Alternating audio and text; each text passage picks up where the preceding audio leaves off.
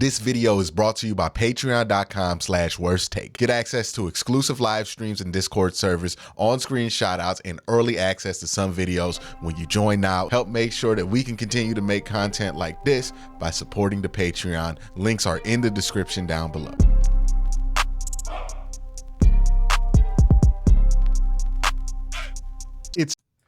I got my guy Jared Mueller on the show today to talk about the Browns defense in the AFC North.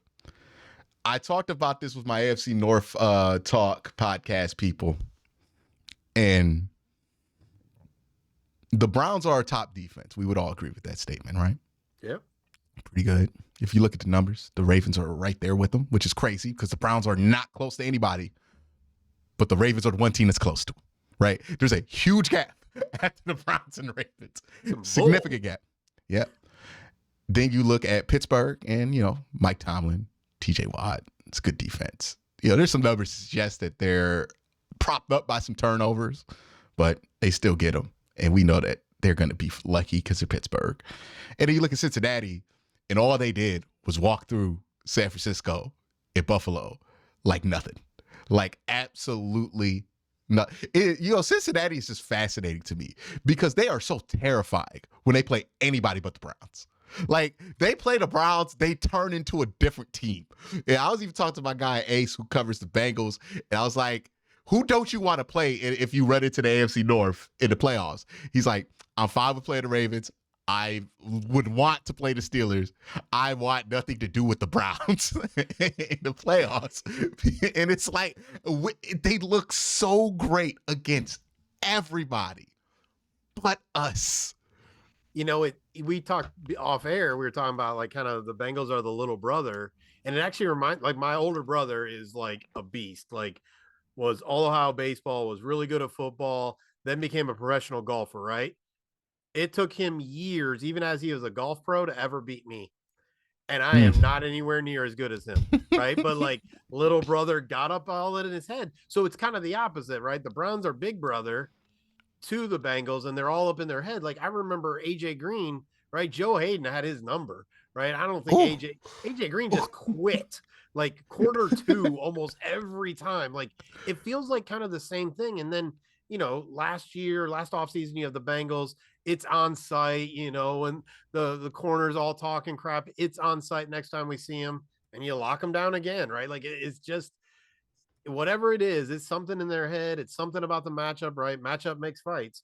But I ain't that worried about the Bengals. I think the Bengals' problem is a Myles Garrett problem. Like, because you look at when these issues really started to arise, it's when one Mr. 95 got on there. And the good news for the Bengals that I think their offensive line is legitimately improved.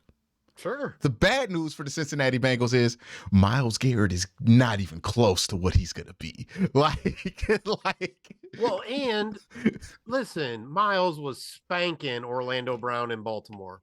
So you bring him over, move him to left tackle, like he's going to be your Myles Garrett answer. Like he's a big guy.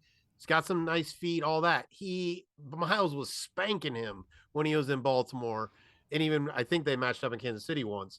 So he's not the answer. I like Orlando Brown. Like he's a good B+, A- kind of offensive lineman. Listen, Myles made Trent Williams look a little silly. I was about to say, they don't build one that can stop him. No, you can't. If not Trent one-on-one. Williams can't.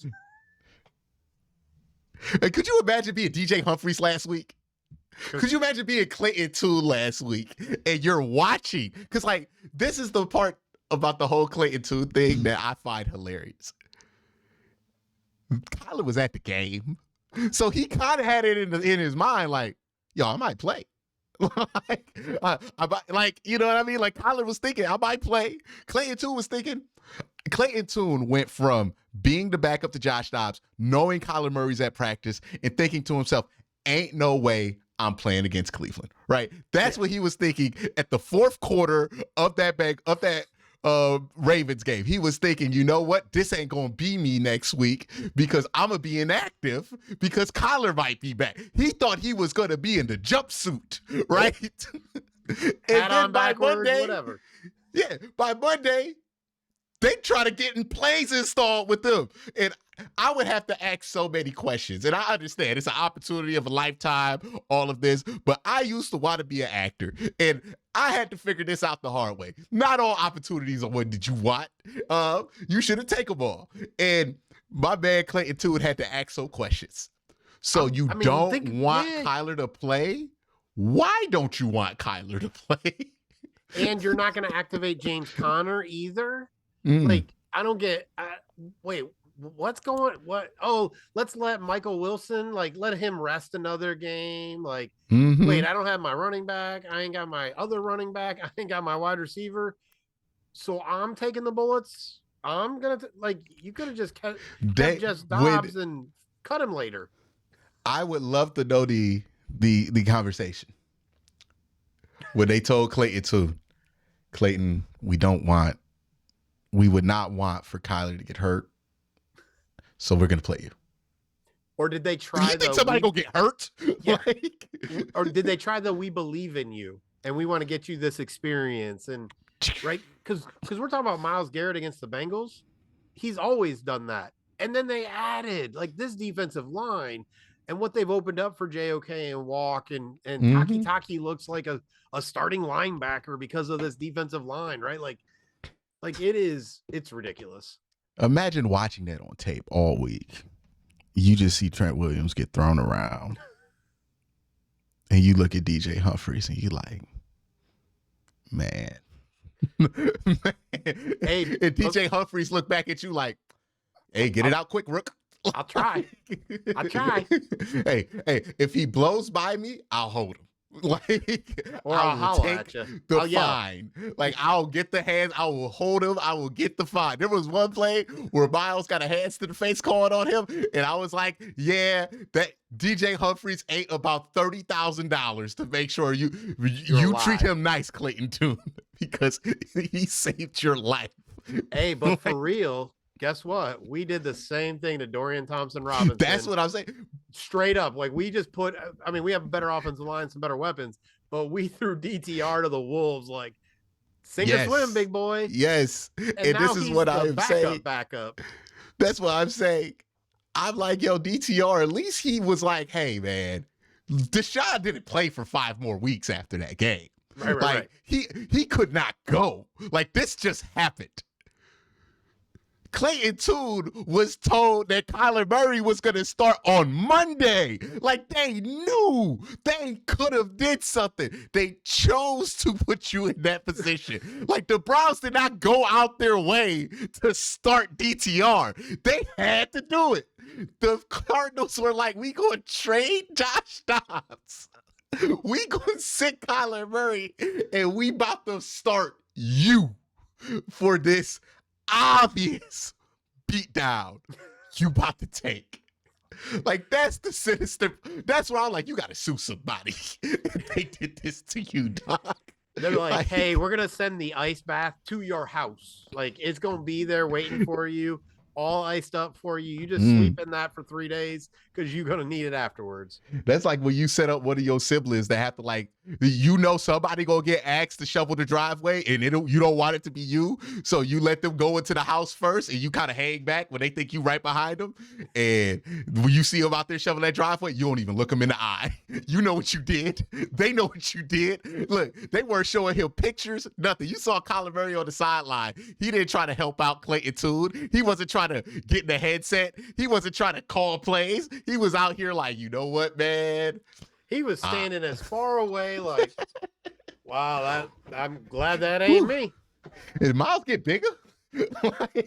Hey, I seriously was just thinking, like, man, I wish we would have seen Kyler standing next to Myles, though. Like, I need to see that because that's Muggsy Bogues and Manute Bol. Like, you know who not trying to see that? Kyler Murray. Like, Kyler Murray not trying to see that. He like, you can pick me up. Like, Kyler Murray's like, you ain't gonna treat me like your little son. Like, no, absolutely not. Especially when I don't feel good about my ability to escape because my ACL was torn. Oh no, not happening. It's not like I'm gonna juke you. Right. All I'm gonna do is take the hit. I'm straight on that. I'll play against the Falcons. with Grady Jarrett out. He was like, oh, the Falcons out here losing to Josh Dobbs. Let's do it. Let's do it. Good. We play that game. And then give me all my homeboys back to that week. Like, that's insane. Hey, they should be fined a draft pick for that because that's crazy. That's not the NFLPA should sue.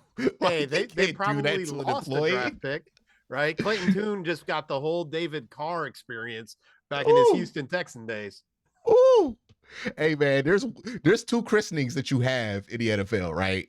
There's the welcome to the NFL, there's the welcome to the AFC North, right? Because we saw that happen with Deshaun, where he looked frazzled against Pittsburgh on that first real game against Pittsburgh he had in Cleveland. He was like, oh, this is different.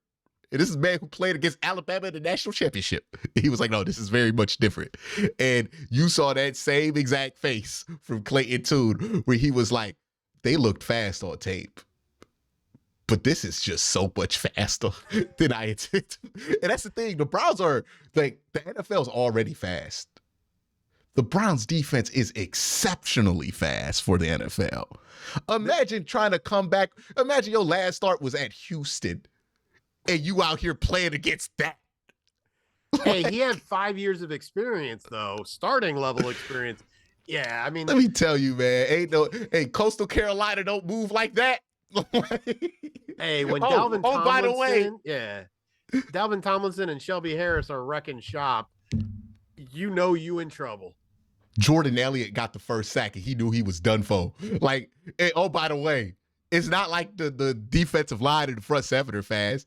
Denzel Ward might be the quickest recovering corner in the NFL.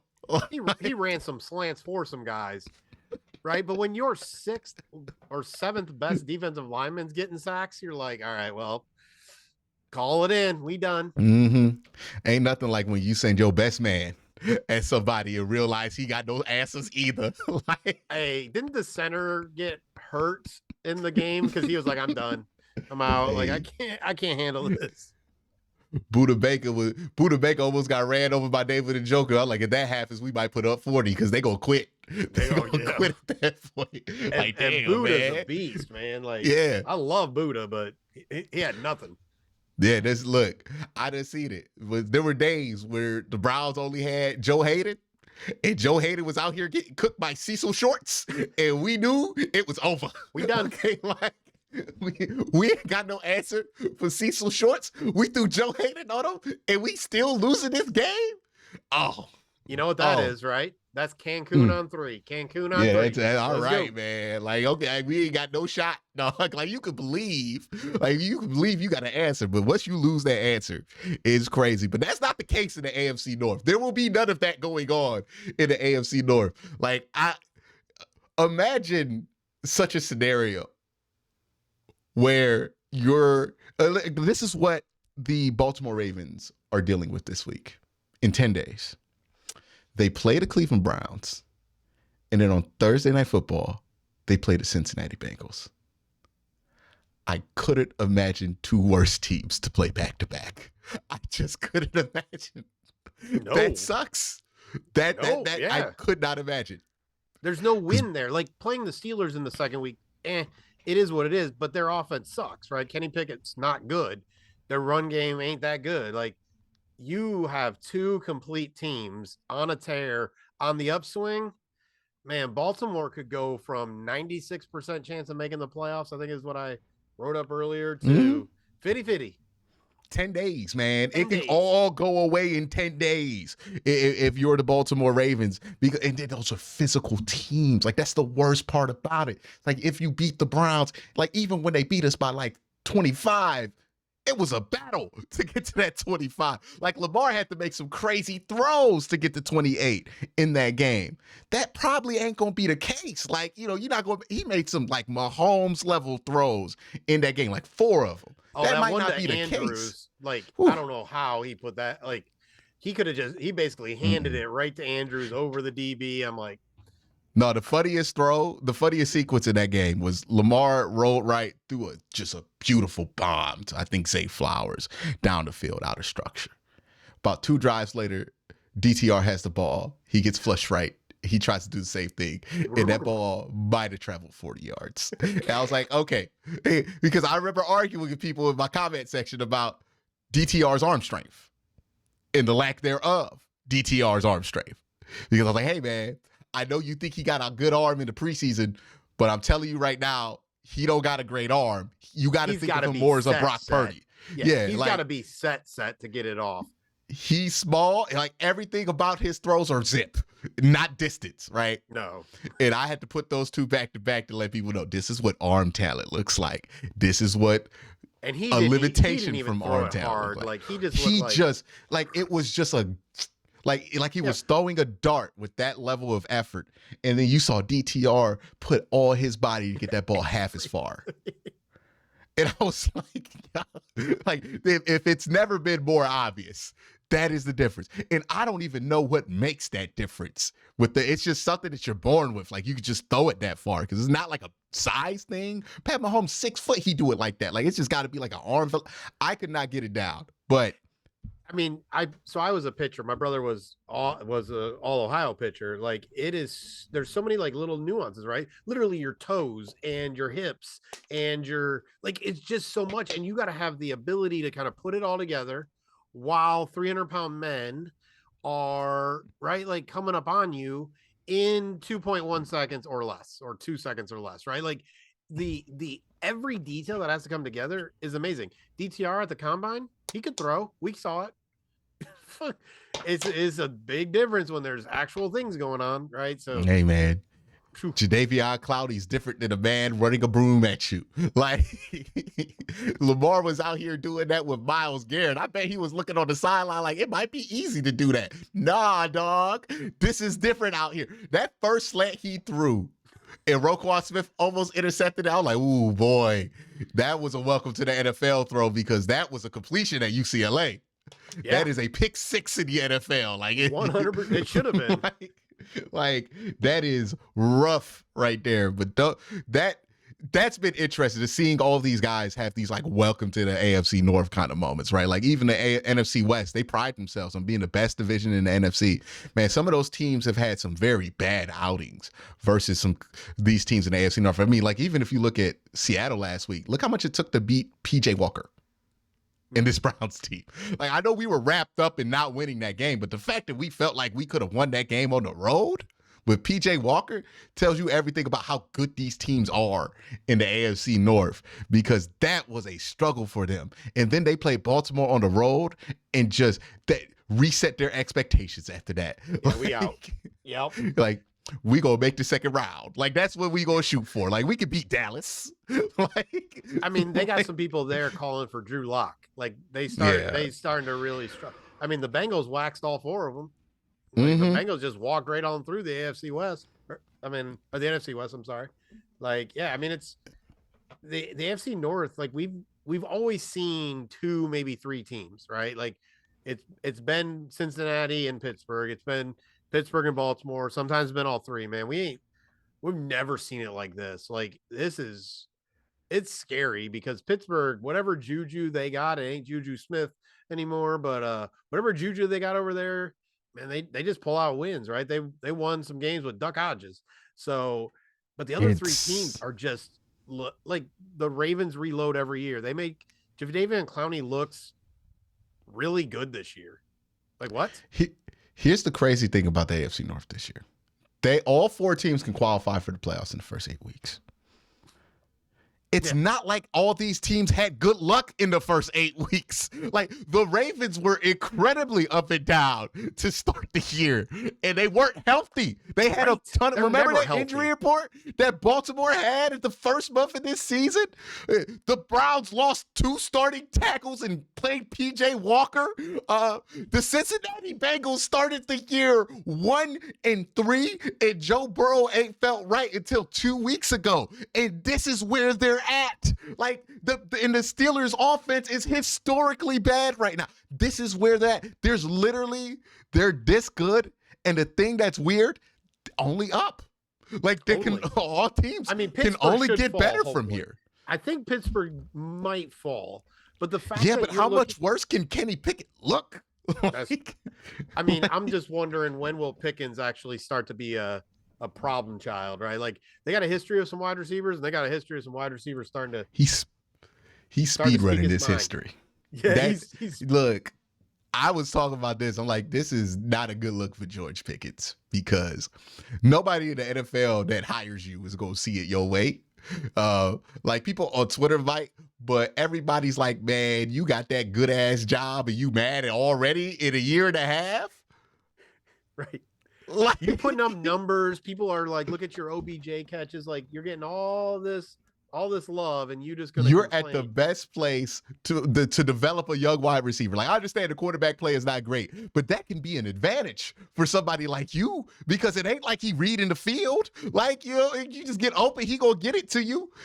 But and everyone knows it, so yeah, everybody's gonna be like, "Wow, Pickens put up that numbers with that dude. Like we gonna pay him big money with our guy." He gonna understand when he out there in Chicago. Just like trying to catch passes to Tyler Bagent. Okay, like when Chicago trade for him. Hey, like, listen, you get some Desmond Ritter stuff going on. Like that's the comparison. Like they bring in Desmond Ritter to compete. Like Mitch Trubisky. Hey, you gonna realize it could get worse. It could get so much worse, George Pickens, and you don't even realize that, dog. Like that's Drake crazy. London, who Kyle Pitts, who because man, Atlanta just ruining folk. Look, George. I would appreciate the situation you in right now. Like I understand Kenny Pickett not good, but that is a competent football team that you are on. They gonna figure it out with you. Yep. You don't want to get left on like the Cardinals, like, out here seeing if Clayton Tune got what it takes. Like, I mean, bluntly, like you don't want to be Martavius Bryant, Chase Claypool, AB. Like you leave Pittsburgh, Lev Bell, like all them cats left Pittsburgh, and where'd they go? What happened? I mean, they might have got paid. Listen, I'm not going to be mad at someone getting their money, but man, you may not want to be going nowhere because the grass ain't greener. Yeah, that's just fascinating about the AFC North, though. It's like every team, like the Browns, they're getting their starting quarterback back. You would assume that the offense is going to get better. The defense has been really good. The only thing you can say against the Browns is that maybe they don't have that many home games left because they seem unstoppable at home. Like defensively, have they lost? They lost to Baltimore at home with DTR. I think that's the only game. But I mean, like, they look different at home. Once they start going downhill, they are terrifying. But then you even look at their schedule. You got Broncos, Rams back to back, and they actually requested that from the NFL that because they had a few games out west this year, so they're sticking out west. So they're going to go out for the Broncos game on the 26th, and they're staying out there. So yeah, it's not a home game, but at least that terrible West Coast trip ain't going to be a terrible West Coast trip. They're just going to hang out there, get to chill out in the mountains or out in LA. Like they're going to get to kind of have a little bit of relaxation time. Whereas if the NFL hadn't approved that, like if they had split them up, man, that would have been a little bit more brutal, even if it is the Broncos and Rams. And then they got the Bears. And too bad CJ Stroud is everything I thought he was going to be, because man, that Texans game on Christmas Eve was looking mighty tasty as well. And now I'm a lot scared. Yeah, let me tell you something. There weren't no fans at that first game that Deshaun got back to, because that was a truly terrible Texas team. They gonna have their chest out too, because they think they're gonna be able to win that game. Now the good news that's gonna be a very un-Christmas like environment. Yes, but the good news is Watson's guys and Stroud's guys are the same guys, so at least there'll be some like it won't be all that like between the two of them talking stuff and. This ain't got nothing to do with them. It's gonna be it's gonna be them. They gonna have to monitor them sides, like no signs that week, nothing. Nah, dog. They gonna have to be very careful with security. If it ain't Christmas, it ain't coming in. Nope. You're not bringing in no Christmas tree, nothing. Like, hey man, nah, cannot let that happen. Let me tell you what game's not getting flexed.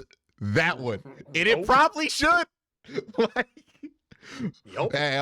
by the way, man, the Bears play us at home. That's tough. That's tough for them, man. That's rough. I hope it's not. I hope Tyler Badgett don't got to play that game. Man, I like Justin Fields though, so I don't want him to have to die. Because Justin done been through it already. Remember when he went through this, and it was the lesser version of this. 4.5. It was Myles and nothing, and he got whooped. Woo. Hey, and then Yeah. hey, we get down to the 28th, man. Aaron Rodgers and them dolphin kisses fixing up that Achilles. Woo. Like the schedule ends brutal, but I think they're gonna get there at with enough wins to they just need one, right? Like and in The the one AFC thing, North to just need one of your last two, hey, the one that's thing about as about all you that, can get. one thing about that Jets game at the end of the season, I don't know if Aaron Rodgers is going to be there, but I couldn't tell you a team I would want to play less on a short week at home, That like defense. than the Yeah. than the Cleveland Yeah. Browns. Yeah. Like Okay. because you don't want that at home on a short week, so they're gonna have all that extra energy. Plus, like they game plans not even complicated to begin with. Like they do what they do.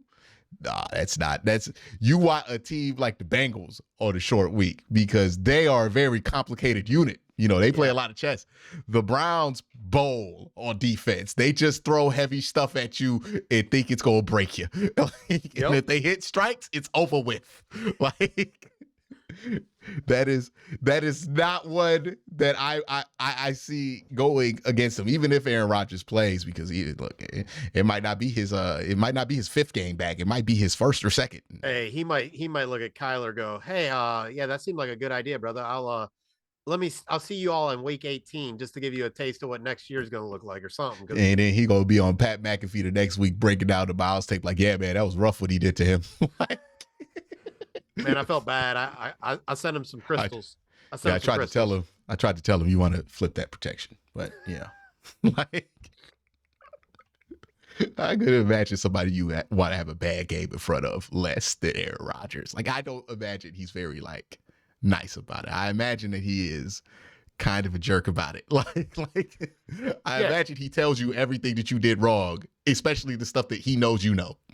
Yeah, I mean the reality is it's why like Larry Bird wasn't a good coach, Michael Jordan was a good coach. Like if you're great, you don't understand good.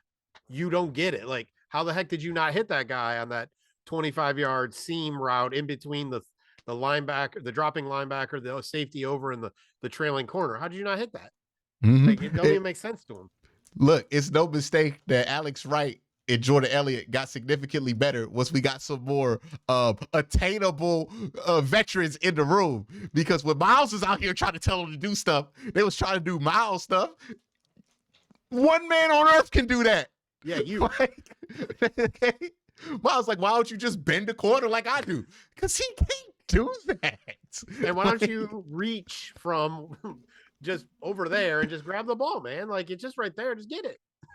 It's funny too because Myles will do something that goes viral like every other week, and you'll see people try to do it, and they have to quick really like. It's funny to see the best athletes in the world be humbled by another athlete because you'll see somebody like I saw somebody try to hop the center, like Myles did against field goal. He tripped, got caught penalty called on him, and you can see on his face. I guess I'm not like that. I guess I'm not like that, man. Like, hey, listen, I had the privilege of interviewing LeBron a couple of times and standing next to that dude, and somehow Myles makes LeBron look small, even though he's shorter than him. Like Miles's arms, like literally was my midsection. And I'm not the tiniest guy in the world. I'm like, what the, where, how? Like, I knew aliens existed long ago because of LeBron and Myles Garrett. Like, they got some of that DNA.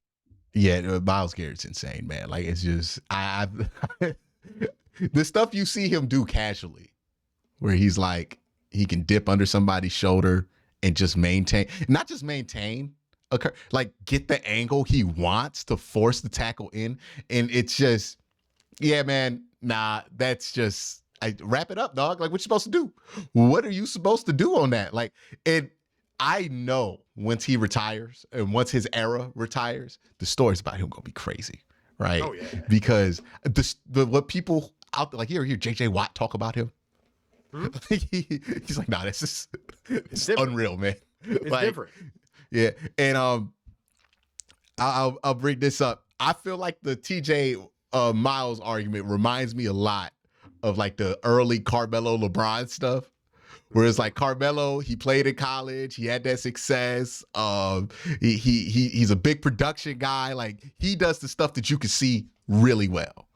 LeBron does all that other stuff really well, and then he figured out the efficiency in scoring like 3-4 years in, and then he got that, and then it was just obvious. But it was like for a couple of years there, people would talk themselves into, "Hey man, Melo might be better, or maybe this D Wade guy might be better." Yeah.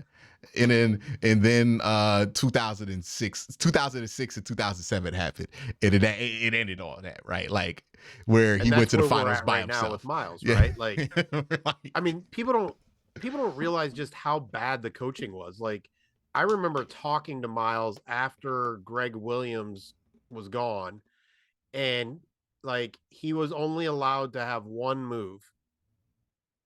That was it. He was allowed to do one thing.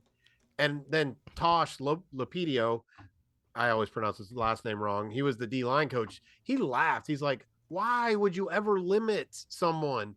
Like Myles got taken off the field, yelled at, all kinds of things. If he tried anything besides bend the edge, like if he tried to bull, if he tried to rip, if he tried anything, he was getting in trouble, getting pulled off the field. Like, why would you limit your Ferrari, right? Like, what are you doing up in here? Yeah, that's just sometimes ego gets in the way. And then you had Joe Woods not trying to put nothing next to him. It took till this year for somebody to be like, hey, man, let's give somebody else. Let's give Myles some help. Like, it's truly LeBron, right? Like, he got 16 sacks 2 years in a row, double-digit sacks, I think, every year in his career, but his rookie year, or maybe his second year because he was hurt. But, like, if you look at his... he even got double. Did he get double when he got that 6-game suspension for knocking Mason Rudolph up off the head? Yeah. He would have 3 16 back-to-back sack seasons in a row, which puts him in the Hall of Fame automatically. Like, last year, and here's the crazy thing. With 2.5. Yeah, they literally got matched by Dalvin Thompson in one game. But what's insane about this conversation to me is like TJ Watt's going to be a first ballot Hall of Famer. For sure, for real. And Myles Garrett's going to be a first ballot Hall of Famer. And what people don't seem to be able to grasp is TJ Watt has looked as good as he's going to look. Like he's going to be that good. And he's that good. He's never breaking that 22 sack season or whatever he had in 2020. Right. He's still going to be one of the best edges in the NFL. But Myles has kept pace with them, and he hasn't even developed yet. And I think that's the key. And he hasn't had anybody around him. Like you heard him say, "I'm approaching my prime." The dude hopping field goals. That's not his prime yet. That's early Myles. Like, nah. And to imagine, like, when he was first drafted, everybody's like, he's going to leave. He wants to go to Dallas, blah, blah, blah, blah. And now it's like, yeah, I'm going to live in Cleveland the rest of my life. I own the Cavs. I never want to, he wants to be Joe Thomas. I'm like, man, it is something. And you know this, like, we're both from Northern Ohio originally. There is something like when you are loved in Northern Ohio, man, Greg Williams and Blake Williams, his son, haven't he's still here. They still there, right? Still like here. they still rocking with it. Like, and they're loved, and they were John Dorsey was here for a while after he got fired, right? Yeah. Like, hey, John Johnson III wasn't even loved, and that cat didn't move. Like, he didn't go home to LA. He stayed. Like, he was hanging out in Cleveland right until he got signed by the Rams. Like, and I'm not even sure he sold his house yet. Like, it's just cool. Like, Cleveland's got all the like reputation stuff and whatever, but like when you're loved, you get that love back, and you don't want to leave. You'll never turn your back, like all that. So it's just cool to see that somebody this amazing, who Greg Williams didn't want to draft, by the way, he wanted to draft Mitch Trubisky. The dude said that on a podcast like this year. Yeah, I was thinking that local kid, like, and Blake, his son, was like, you kind of saw the like, are you dumb? I like, just lie. Just don't say that out loud. Mitch Trubisky. Hey, here's how bad Mitch Trubisky was. We all forgot that the 49ers took Solomon Thomas.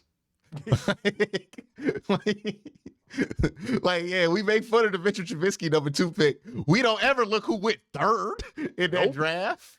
Like, no, not never. Pat Mahomes is like 6 more picks later. Like John Ross. We forgot about John Ross. He went before Pat Mahomes. Yep. And the Cincinnati Bengals did not have Joe Burrow yet. Like, they had Andy Dalton, and they got him a weapon. Hey, I hate to say it. While it's fun to think that the Browns could have had Myles and Mahomes, I'm pretty sure Hugh Jackson would have ruined Pat Mahomes. Like, I don't know. Straight up. I feel like Pat Mahomes is kind of hard. Like, he wouldn't have looked great, but then you would have fired him and just let somebody not do nothing to him, and he would have been all right. That's like, I think you would have just been like, man, it really was just you that messed this up, right? Like, it would have been, because if Baker Mayfield's career survived Hugh Jackson, then true. Because people say this all the time with Lamar. I'm like, no, if Baker Mayfield could survive in some way with a tangible NFL career, Hugh Jackson, Lamar Jackson would have still been good. Hey, you want to know how the Browns almost ruined Lamar Jackson, or could have ruined Lamar Jackson? How do I say this? Someone right below John Dorsey made it very clear to me multiple times, if Lamar was available in the top of the second round, they would have drafted him after they already drafted Baker Mayfield. And I don't think that was a Kirk Cousins situation, was it? That was going to be a disgruntled employee. Like, they were going to have one disgruntled employee. He would have walked into the building. He wouldn't even done the press conference, because he'd be like, unless y'all trying to let me play quarterback, I don't know what you drafted me for. Why we got and the Browns would have ended up. The Browns would have ended up trading Lamar Jackson and for keeping like Baker Mayfield because John Dorsey was still there. Yep. I don't know how we listened to their pre-draft process for Baker Mayfield and thought that was a good idea, because like at the time we thought it was a fine idea, but like Hugh Jackson was justifying that pick because he did a noise in the pre-day, the pro day to somebody, and then you ask John Dorsey, he's like, yeah, I just like his swagger. I'm like, hey, what about the film, dog? Like, what did you see on tape? Right. Like, when I love, like, breaking down people's mental health is kind of what I do in life. But man, when he talked on like some of the podcasts this 2 off seasons ago before he got traded, and he's talking about like, man, it's really hard to motivate people who already have money. Yeah, there's a difference between college and pros, brother. Like, it ain't just on the field. That's why the job pays. Yeah. Like, oh, you mean someone that's a millionaire, you can't just tell them to suck it up, Buttercup, and they'll just do that? Like, yeah, that's the hilarious thing about college coaches crying, because like now they got to do their job because they don't got the cheat code of being able to institutionally ruin somebody's life if you don't do what I tell you to do. Like, oh, now that you don't have that security, you can't coach. Maybe you just weren't good. Like, yeah. I think it's no mistake that the more interesting coaches and the more fiery coaches, they're always high school and college coaches or gimmicks that don't last long in the NFL, right? Like, they don't go anywhere where players actually have any semblance of leverage. And even now, they're starting to be phased out because there's NIL in college. And I said this all the time. Good coaches are boring. That job is boring. That is a management job. That is somebody whose job is like, I got to get some plays together, some very technical stuff, but that's for my coordinators. That's really what they're supposed to do. What I'm supposed to do is make sure you like coming to work. Like, that's like 70% of the battle. Management. It's management 101, right? Like, it's why I've always said, like, I get why like fans and media are always like, who's the next hot OC, DC, whatever. Man, the job of being a coordinator and the job of being a head coach, it ain't there. It's not apples to oranges. It's apples to ground beef, right? Like, they're not the same thing, right? Dan Campbell is not thinking up these great schemes and these great play calls, but you know what Dan Campbell's figured out?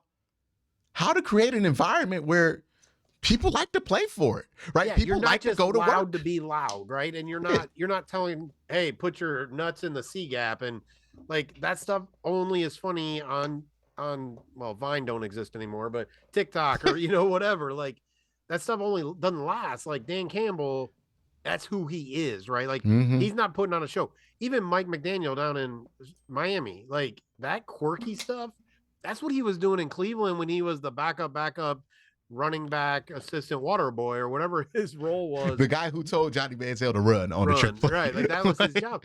Like that's the stuff he was doing. Like, and he was like me and you, he's rapping along to whatever. Right. And that's just him. Like, but he ain't putting on. Like he's just being himself. Like Chip Kelly never worked in the NFL. You know why? Miserable place to work. Miserable. Didn't let you control the music. Didn't let you do what you wanted. Made you run wind sprints in the NFL. Like we get this fantasy of what we think professional sports should be like, and we forget that, like, hey man, just because the job pays well, don't make it any less of a job. And the same way, the places you would like to work, find a way to make work enjoyable on some level. Like it's not going to be fun every day, but you know, on some level you feel like you get more out of this than you put in, right? Like you don't feel like it's draining your existence away. And if it does, you're probably not going to be that good at that job, right? Yep. All the jobs I've been terrible at, I felt that way. Or I didn't feel that way. Somebody got hired, and then I started to feel that way, and then I got bad at that job. Like, that is what this is. That is what management is. Can you make a place enjoyable to work? And that means delegating things properly. That means addressing people's needs and concerns. And that means people management and just ego management in general. Can you find a way to make everybody want to work together? That's the job. That's what Mike Tomlin does well. That's what John Harbaugh got hired for. And that's what Kevin Stefanski's good at. He's not going to rock no boats. He's not going to give no speech. You don't need that. They don't need that. What they need to do is like to come into work. And you look like you know what you're doing. You're not an idiot. You're not going to put them in bad positions. You're going to try new things, right? Like the people who fail are the ones that when I'm driving the bus, right? Hugh Jackson or Freddie Kitchens, when I'm driving, like, listen, the charismatic, I'm going to change this franchise. Like people, it's all right? me. Like I love the Guardians' new manager. Last year in an interview, he said something like, "Listen, I know I don't have a lot of experience. I'm going to get really smart people around me. I don't want to be the smartest person in the room. I want really smart people around me to help me out because that's how we are going to be better." Like that's the guy you're like, okay, he got it. Like he may not be a good manager, different sport, whatever, but like he got it. He understands it ain't about you. It's about the players, and get up out the way and figure out the rest, right? So yeah, listen, Stefanski's more likely to get a job or a contract extension in the next 4 weeks than any of this talk about him getting fired. Yeah, and it's just fascinating to me, like what people feel like a great coach is versus like what they would want from their boss personally. And it's like, you would not want your boss to treat you like this. Why would you advocate for somebody else's boss to treat you like this and think it's going to make them better at their job? You know what Jim Schwartz did? He just made it fun to go there, right? Like, hey, look, I'm going to yell. I'm going to yell at times. I'm going to put things in the right place. I'm going to hold you accountable, all that fun stuff, right? But when you get it right, hey, jam. You know what I mean? Like, you better jam, right? Get all those daps right. Like, look, you see all that dap going on in the defense? That is a Jim Schwartz initiative, right? Like he pulled somebody aside and said, "Hey man, when I was in Philly, we had this dap competition, and I'm thinking that you guys can pull up something better." And then it becomes a competition, and now you got elaborate daps, and guys are practicing it before the game, and it becomes a whole thing. And the next thing you know, everybody excited to do dap. They want to get a good play in. That energizes people. Like, it's really the small human stuff that I think matters the most. Like the X's and O's, all that stuff, that's important to a point. But you're not going to get anywhere just because you're a genius. Like, say what you want about Bill.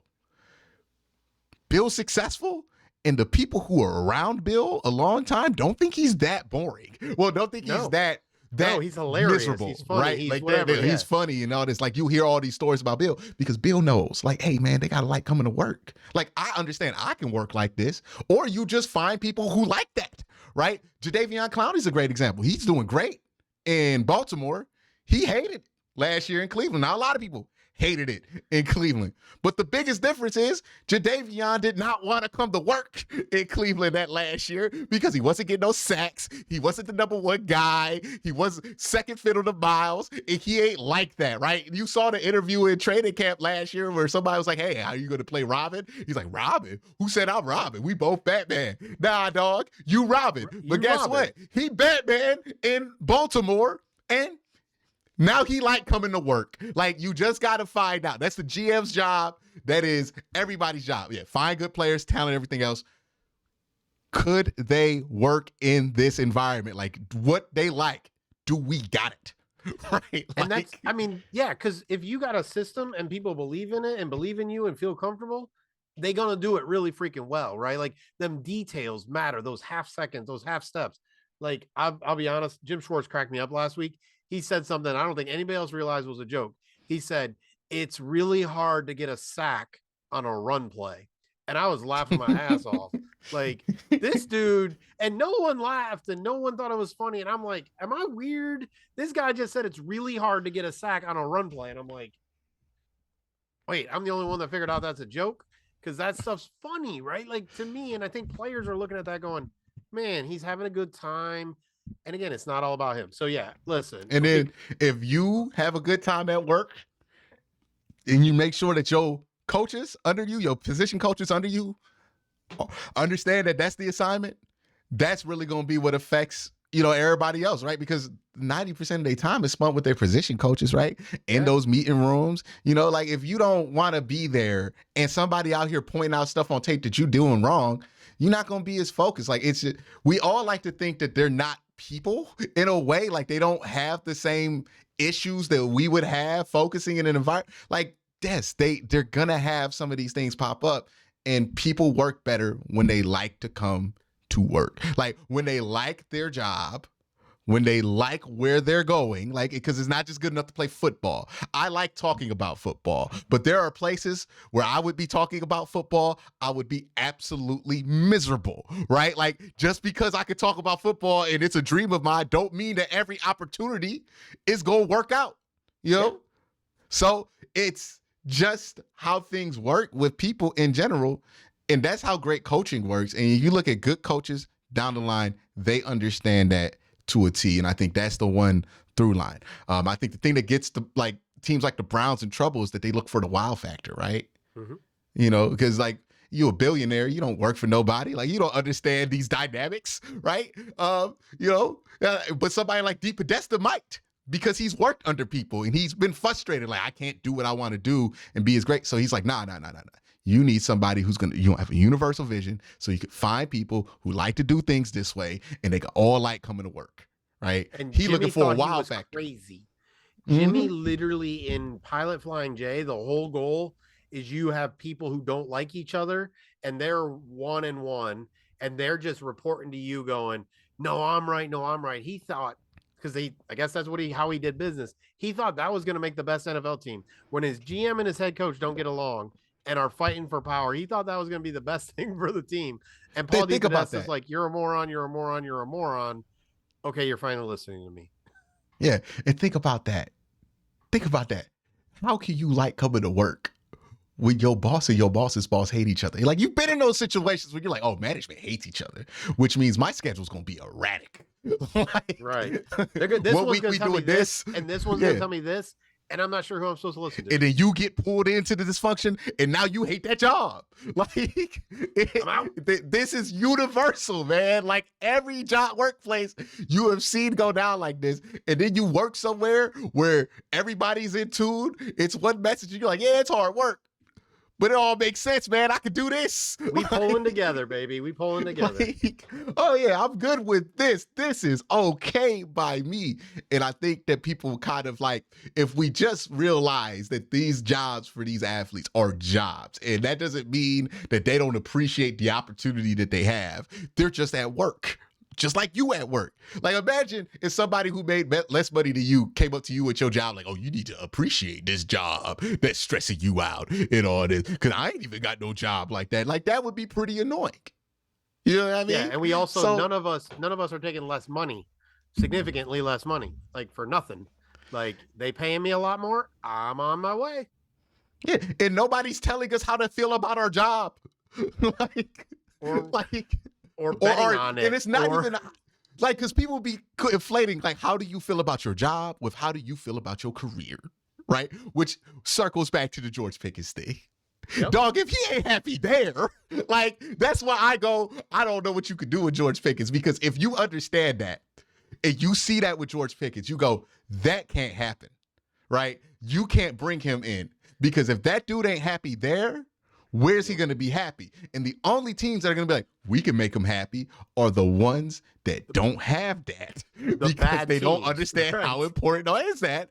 And you go end up on all of these teams you hate. For real. Like, hey, maybe George Pickens never had a bad job. He about to find out what one feels like. Like, it's one thing when you wish you could do more. It's another thing when you hate your job. He about to go to some hate your job jobs. Like, that's, it's like when Kelvin Benjamin got traded to the Buffalo Bills before they got good. Like, and then gained 50 pounds. Yeah, because he hated his job. Like, it's easy to stay in shape when you like your job. Like, yes, I can stay motivated. I want to be around the guys. All up in there. Man, because where you got to go to work out in Buffalo? You got to go to Buffalo. You got to go to the Buffalo Bills facility. Ain't no gym. You got to go to. You got to go to that job to get there. That's what I'm saying. You got to go to the job that you hate to go and work out. Guess what you're never doing, dog? You're never if you hate your job, you're not about to be there for free.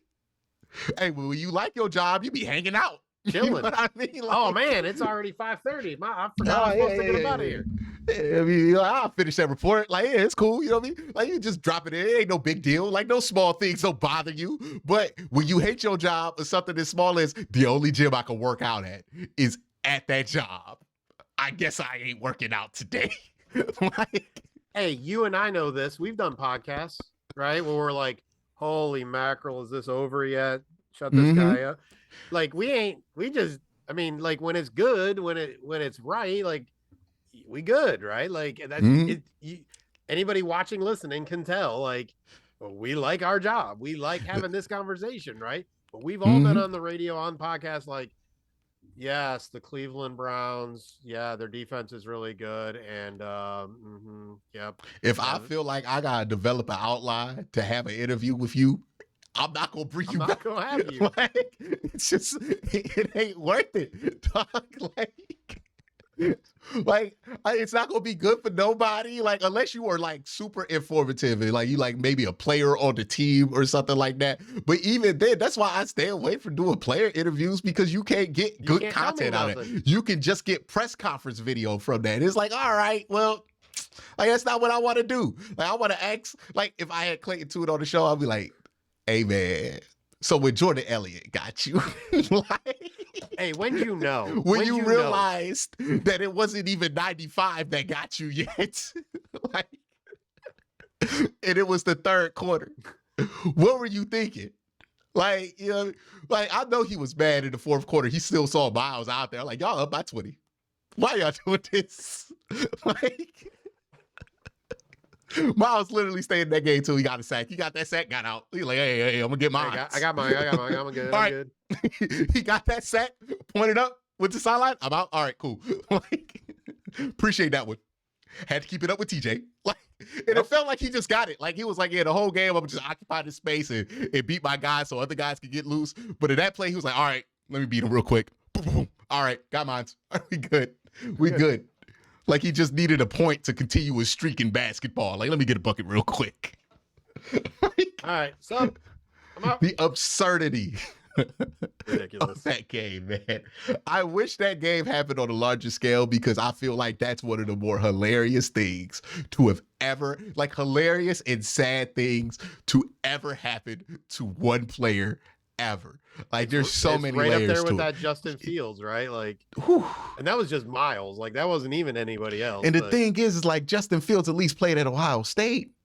You know what I mean? He played against the SEC. He played against a great Alabama team. You know, like, if it happened to CJ Stroud played against Georgia. Like, you know what it feel like a little bit. Hey, man, there's nothing at Houston that prepares you for this. Like, the University of Texas San Antonio or El Paso is not getting you ready for that, for Myles Garrett. Like you ever watch college football? Like that's not the top 5 teams, and you're like, oh, it does move slower. It's not moving slow. You're just used to the NFL because it moves like that. And then the Browns defense is that fast in the NFL. So the Browns defense rattles NFL quarterbacks because they're moving too fast. Yep. And there's a lot of them. And they were motivated. And your Clayton too. Oh man, that I couldn't imagine. Like, I don't even know what the other sports equivalent is to that. That's like if you just fresh out the G League. No, like you played at like Seton Hall or something like that, and they picked you up to guard Kevin Durant.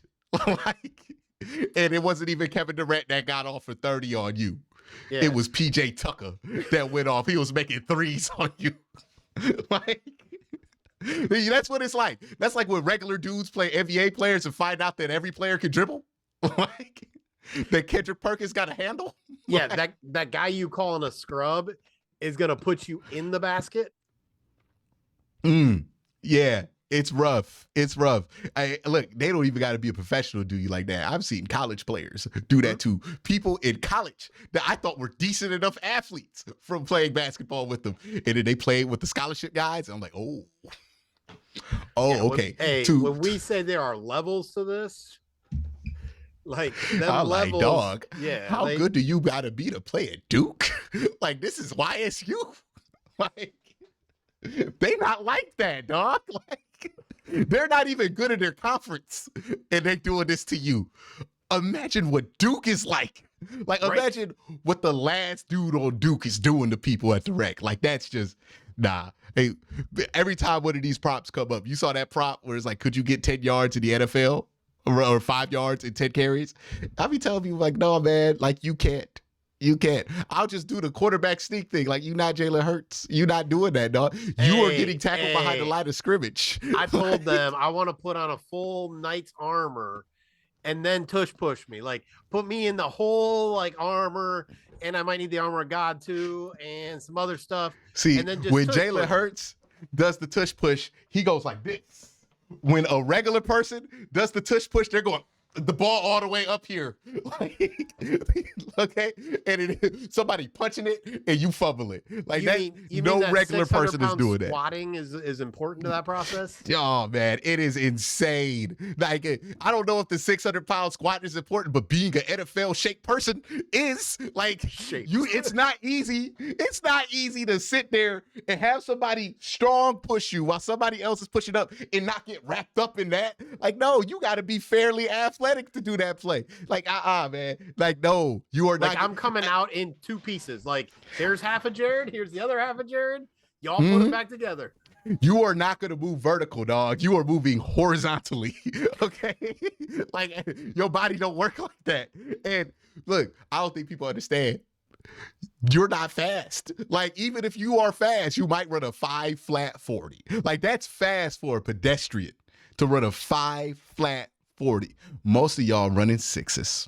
Okay, bro. I ran a 4.98 and was pissed, and then some other people ran. And I was like, holy sh.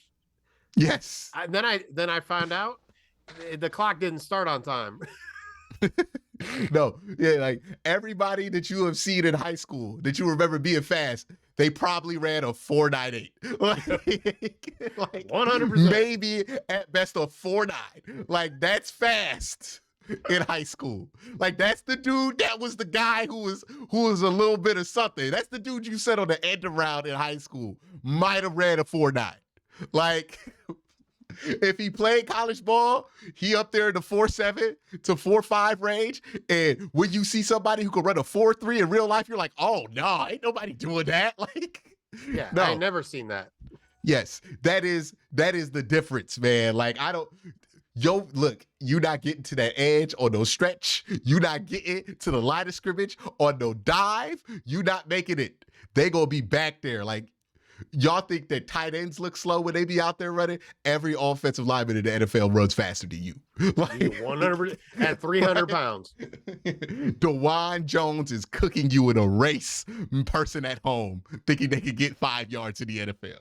Bro, no one unless you've been next to like when I tell you we were in Indy and he came into the restaurant bar we were at and the light changed, he wasn't near me and my table was darker.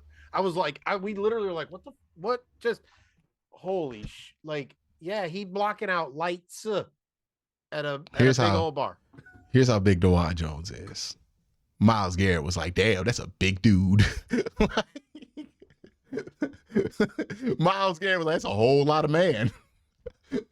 Hey, and then you got Siaki Ika who goes a little bit wide version of that. Mm-hmm. You're like, man, they're gonna have to reinforce some stadium up in here. Look, man, I don't think they chairs are like everybody else's in the locker room. Like, that's got to be some heavy duty material. Like, imagine being the dude who sits next to him in the locker room, because you ain't got that much space in the locker room if you sit next to him. And he's long too, so he just be stretching out, be knocking your stuff over.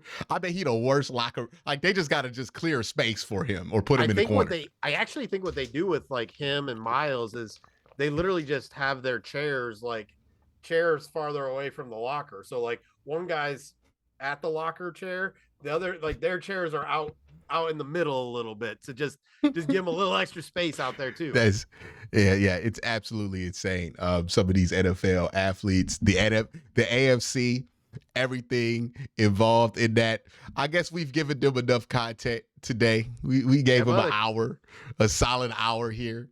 But Jared, let them know where they can find more of your stuff and check you out, man. Yeah, absolutely. Dogs by Nature. We're over, SB Nation, just doing our thing. Got a great staff, work with some great people. It's one of those things, man. I love not only my staff that works for me on the site, but man, working for SB Nation, like the group of guys that I get to cut it up with in the Slack and all that. Like, they do a great job on the main site and then all the other sites. So Dogs by Nature, check it out. Been around, 16 years or so. So long standing, been doing it. Join the community. Come on over. Awesome. See, when you like where you work, you do good work. You might be able to put an hour in on the podcast. Like, but 100. Thank you for coming on, Jared. Everybody have a great day. Have a better night. Peace.